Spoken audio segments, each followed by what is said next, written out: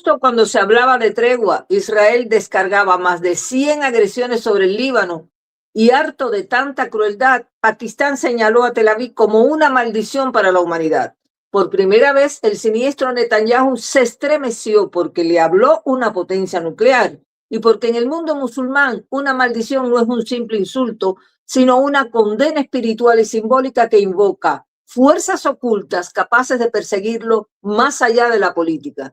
Junto con Ivette, este es el tema que analizaremos a continuación. Una potencia nuclear ha elevado el tono de voz y vaya que Israel tiene que preocuparse. Pakistán ha condenado el fuego contra el Líbano y ha enviado un ultimátum a Netanyahu. No podrán ignorarlos.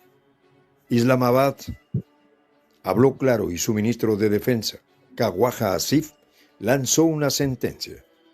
Ellos son un mal y una maldición para la humanidad, señaló, refiriéndose al régimen israelí. Mientras se hablaba de tregua en el Líbano, se reportaron alrededor de 100 agresiones en apenas 10 minutos, con civiles bajo el estruendo. La presión alcanzó a Washington. ABC informó que Donald Trump llamó a Netanyahu para exigirle que limite los bombardeos. Irán y Pakistán sostienen que el alto al fuego de 2 semanas solo podrá ser posible, incluyendo al Líbano. Si esto no ocurre, ¿cuál es el siguiente paso? Ya era hora, Margarita, que alguien se pronunciara. ¿Cómo estás? Muy buenos días. Buen día, Ivette. Bueno, antes de entrar de lleno en el episodio que enfrenta a Pakistán e Israel, creo que conviene poner al día a nuestra audiencia sobre el fracaso de las negociaciones entre las delegaciones de Estados Unidos e Irán, que concluyeron este sábado sin acuerdo, según confirmó el propio vicepresidente norteamericano James D. Vance. Y con tono tajante, él declaró, textualmente lo digo, la mala noticia es que no hemos llegado a un acuerdo y creo que eso es una mala noticia para Irán, mucho más de lo que lo es para Estados Unidos. Así que volvemos a casa sin haber alcanzado nada. Eso dijo Vance. Y este es el panorama, Ivette, y ya lo habíamos anticipado, ¿no? Washington insiste en imponer su dominio sobre Teherán sin advertir que aquellos tiempos de supremacía unilateral ya quedaron atrás. Entonces, en el preámbulo precisamente de esas conversaciones, Netanyahu quiso hacerse el matón de barrio en el sur del Líbano, pateando la mesa de una tregua que había sido pactada con Irán por su propio socio y amigo Donald Trump, y ahora carga con un costo inesperado. No solo le cayó encima la maldición lanzada por Pakistán, sino que quedó atrapado en un cerco diplomático que lo deja ahora más expuesto que nunca, en una pésima posición frente a la región y al mundo. El punto de quiebre llegó cuando Netanyahu violó el acuerdo con respaldo estadounidense, mientras Washington sostenía que el pacto no incluía al Líbano. Bueno, la tregua se anunciaba, pero las bombas seguían cayendo allá en el Líbano. Fue tal la soberbia israelí que se ganó la severa frase esa pronunciada por el ministro de Defensa pakistaní Khawaja Asif, cuando señaló que mientras se hablaba de paz en Islamabad, Israel cometía atrocidades en el Líbano, pintando a Netanyahu como saboteador de la salida política. Así que de este modo, Ivette, el ministro pakistaní le pasó factura completa a Tel Aviv cuando denunció que ciudadanos inocentes son eliminados por Israel en Gaza, en Irán y ahora en el Líbano. Y ahí fue cuando llevó el conflicto al terreno moral y religioso, rogando a Dios que castigue a quienes crearon ese estado malévolo en tierra palestina, refiriéndose obviamente a Israel. Pero bueno, ahí no terminó todo, Ivette. La Cancillería pakistaní reforzó esa postura, condenando las agresiones contra el Líbano y subrayando las víctimas civiles, que tú sabes que superaron la cifra de más de 200 y una destrucción casi masiva ahí en el sur. Y acusó a Israel de socavar o sabotear, como lo quieran denominar, los esfuerzos internacionales de paz y de violar el derecho internacional. Pakistán pidió medidas urgentes de la comunidad internacional para frenar la agresión y y reafirmó su apoyo a la soberanía y la estabilidad del Líbano. Y el primer ministro Shehbaz Sharif anunció, Ivette, un alto el fuego inmediato en todos los frentes, incluido Líbano, acordado por Irán y Estados Unidos. Si te fijas, la postura de Pakistán contra Israel coloca a Netanyahu en una situación súper incómoda y de creciente aislamiento diplomático, porque eso es lo que está pasando ahora para él, porque ya no fue solo la maldición que le lanzó el ministro de Defensa pakistaní, sino también la condena oficial de la Cancillería de ese país, que convierte a Islamabad en un actor que no solo denuncia, sino que exige acciones y concretas en la comunidad internacional. Pakistán denuncia que los ataques israelíes contra el Líbano constituyen una violación flagrante del derecho internacional y de los principios humanitarios y pide medidas urgentes para frenar la agresión. Entonces, eso es lo que estamos viendo en este contexto de unas conversaciones que fracasaron y que ha hecho volver a Estados Unidos con las manos vacías. Así es, Margarita. Y por supuesto que estas negociaciones fueron fallidas porque Estados Unidos sigue insistiendo en que se negocia con bombas, ¿no? No es para nada un secreto. Esto lo dijo y lo ha dicho abiertamente el señor Pete Hegseth, que es el secretario de guerra, le queda muy bien el nombre, el secretario de defensa ya no. Y por supuesto que le ha dado toda la importancia a esto. Así que los puntos de desacuerdo son básicamente respecto al tema del estrecho de Hormuz y del destino del uranio iraní. Solo se busca que se abra el estrecho únicamente si hay un acuerdo definitivo.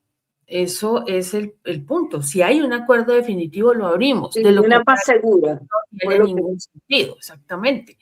Tiene que haber seguridad, tiene que haber otro tipo de manejo a esta situación. Y obviamente Estados Unidos dice no, porque nosotros queremos tener todo el control. Es lógico. De igual manera, Margarita, el tema del derecho a desarrollar su programa nuclear, pues dicen ellos que ellos tienen derecho a desarrollar un programa nuclear pacífico, pero Estados Unidos no quiere porque en la idea de ellos, tú sabes, el que las hace se las imagina.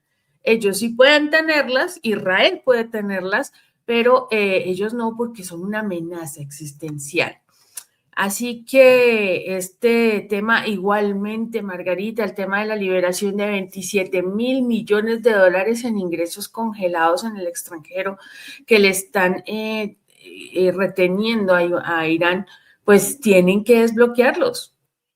Y tampoco quieren, porque ellos son los que no quieren resarcir los daños que le han ocasionado a Irán. Y J.D. Vance dice que Irán no aceptó las condiciones de Washington porque son sus líneas rojas. Hágame el favor, Margarita.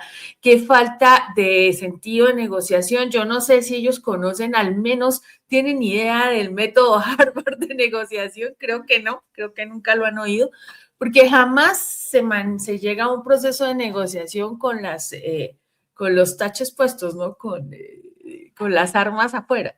Eso no se hace.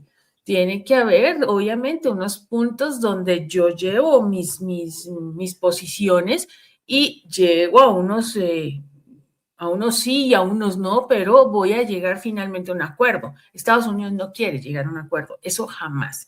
Es así de simple. Y Donald Trump sale y dice que les han dado un duro golpe, que su ejército es increíble. Sale Trump a decir eso.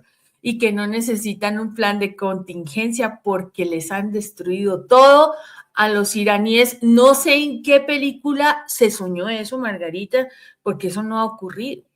Irán sigue en pie, el gobierno sigue en pie y Trump ha tenido unos golpes tremendos. Dice que, sin embargo, ellos ganaron. ¿Ganaron qué? No lo sé.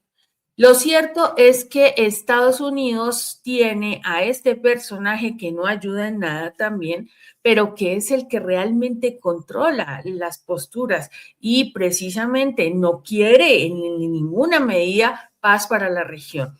Habló, sí, de unas posibilidades de negociar con Líbano. Se supone que este martes se empiezan a hacer estos acercamientos, pero yo la verdad no creo, Margarita, ya van cuántas veces de que Israel viola los acuerdos con Líbano y ahorita no es la excepción. O sea, la postura de Pakistán es realmente contundente a la hora de evaluar lo que está ocurriendo y ellos tampoco se van a arriesgar. Y Pakistán es un país bastante fuerte, Margarita, y no menor en el uso de armas nucleares, como lo hemos mencionado desde el principio de este análisis. Es un país fuerte, es un país que sí tiene un programa nuclear de defensa, tiene bastantes, una cantidad considerable de armas Sí. de este estilo, así que Bueno, ya tú lo dijiste, Ivette, Pakistán es un país fuerte y hay algo que debemos saber, y es que Pakistán, como potencia nuclear reconocida, se ubica en un lugar estratégico frente a Israel, porque al ser una potencia nuclear, su voz tiene peso estratégico que amplifica la presión esa sobre Tel Aviv. Aunque no mantienen relaciones diplomáticas normales, el arsenal atómico y el alineamiento que tiene Pakistán con Irán lo convierten en un actor con capacidad de presión militar y política en la región. Por eso cuando dijeron, no, Pakistán va a ser el mediador, todo el mundo dijo, ah, ahí, cuidado ahí, esa es una potencia nuclear. Islamabad, aunque no ha reconocido a Israel y lo condena como maldición para la humanidad, reforzando su apoyo a Palestina y al Líbano, acusa a Netanyahu de violar acuerdos de tregua y de socavar la paz. Porque fíjate que ahora Netanyahu salió diciendo, por eso que no tiene ninguna voluntad de diálogo, que él fue el que arrasó con todo ahí en Irán, con toda la estructura militar. O sea que ya él mismo se está reconociendo la autoría en todo el desastre que hizo. Y en contraste, Israel mantiene un arsenal nuclear no declarado, pero asumido, ¿te entiendes? Respaldado por Estados Unidos y por alianzas amigotas regionales ahí. Así que esta dinámica coloca a Netanyahu en una posición incómoda, imagínate, aislado diplomáticamente, señalado como saboteador de la paz y enfrentando el peso que es simbólico y estratégico de un país musulmán con capacidad de disuasión real, lo que amplifica es su vulnerabilidad ante la región y el mundo. Pero ¿sabes dónde está la gravedad de la postura israelí, Beth? Mira, que se presenta como verdugo del pueblo libanés y como saboteador de una tregua, donde con enormes esfuerzos y sí mucha desconfianza mutua, porque eso hay que decirlo, desde el primer día lo dijimos, Estados Unidos no confiaba en Irán, Irán mucho menos en Estados Unidos, pero de todas maneras intentaron llegar a un acuerdo para que cesen las hostilidades, que como ya hemos dicho, resultó infructuoso. Israel no ha dado ni una sola señal de colaborar con la paz. Todo lo contrario, en medio de la tregua, masacró a cientos de libaneses, más de 200 y pico, justo cuando iniciaban esas conversaciones Irán y Estados Unidos en Islamabad bajo la mediación de Pakistán.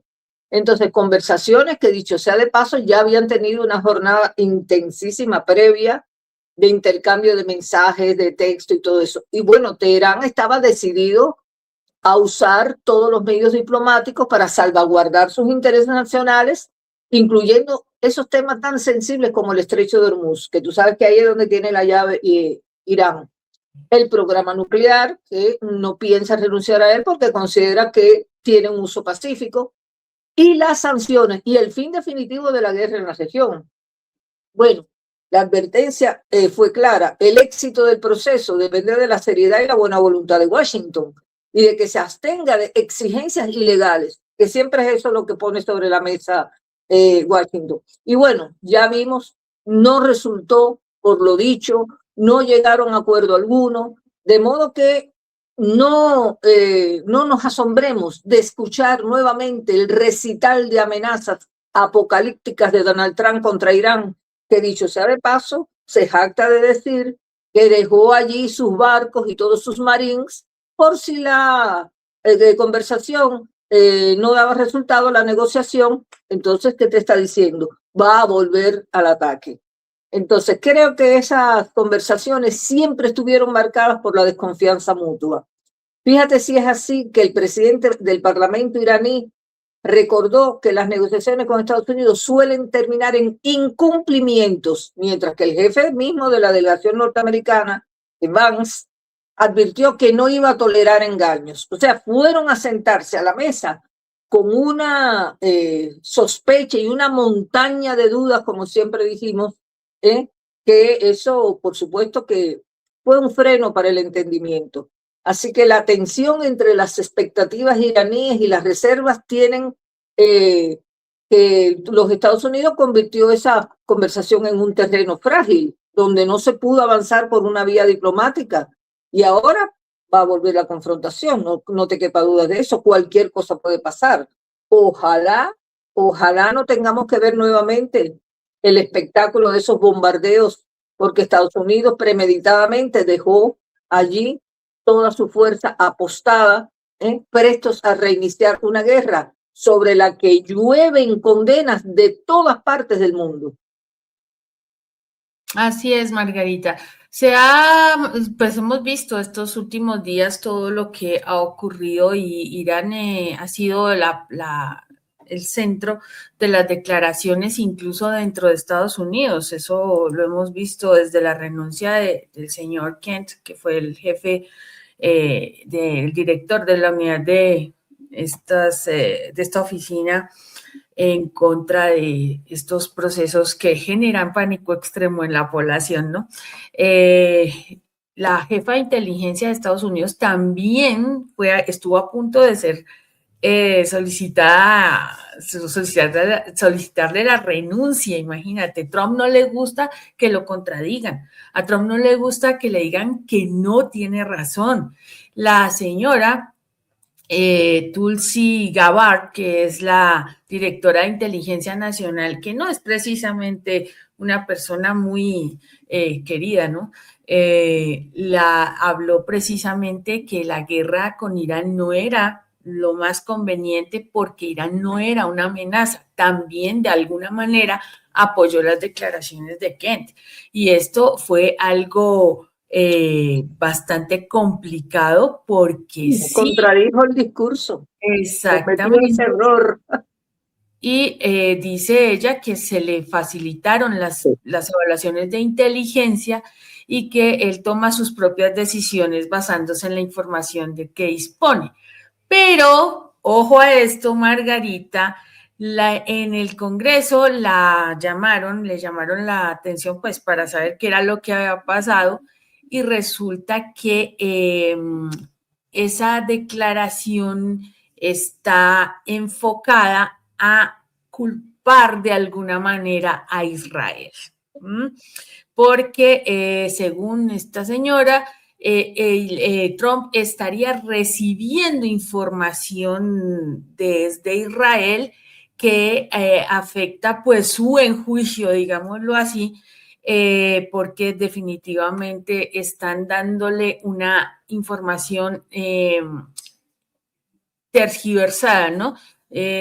Alterada con respecto a lo que realmente ocurre y que definitivamente está engañando, la palabra fue a altos funcionarios israelíes y a medios de comunicación estarían engañando a Trump sobre la amenaza que representa Irán. Estamos hablando de una persona que no es precisamente una fiel opositora a Trump, para nada, es de sus seguidoras más fuertes, Tulsi Gabbard, pero está hablando en voz alta respecto a la situación con Irán y habló directamente de Israel, Margarita. O sea, ya no es solamente un rumor de noticias, no, señores, estamos hablando que Israel está representando este problema mayúsculo y que se está abriendo cada vez más la idea de que Netanyahu es quien realmente está manejando los hilos en estos procesos en Estados Unidos.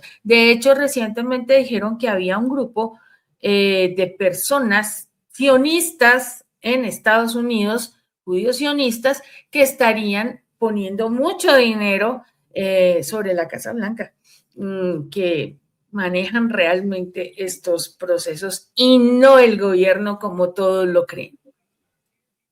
Bueno, eso es como un secreto a voces. Ajá, exacto. Todo el mundo sabía y sabe ya que Israel ha sido quien ha guiado esta confrontación y hay sospechas de que el caso Epstein, la isla de Epstein, la Mossad y todo el mundo está implicado ahí en esa situación y que este hombre es rehén, Donald Trump es rehén de Netanyahu en ese sentido. Bueno, en redes sociales, fíjate que tildan a Netanyahu de Satanyahu.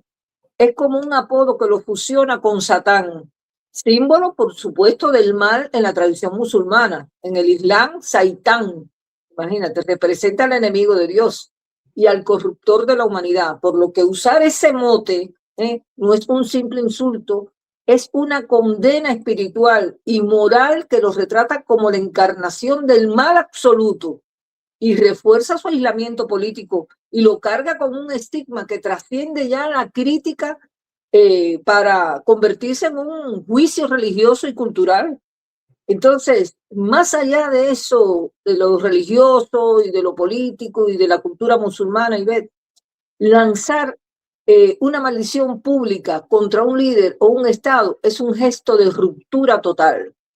No es solo una crítica, nadie se vaya a pensar que lo que hizo Pakistán fue una crítica por criticar.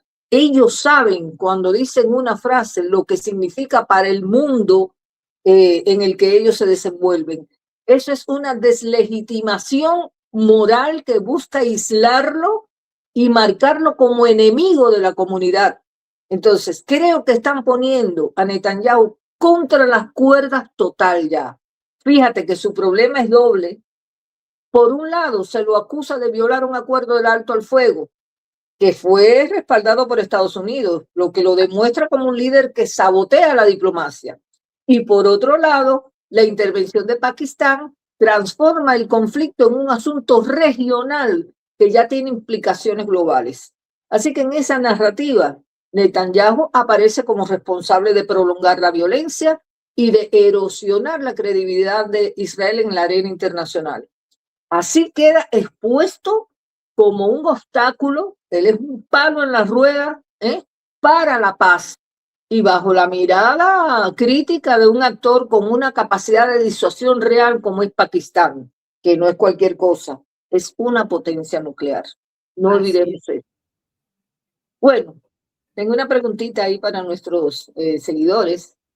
¿Creen ustedes que el cerco diplomático y la maldición lanzada por Pakistán terminarán dejando a Netanyahu más aislado que nunca en la región?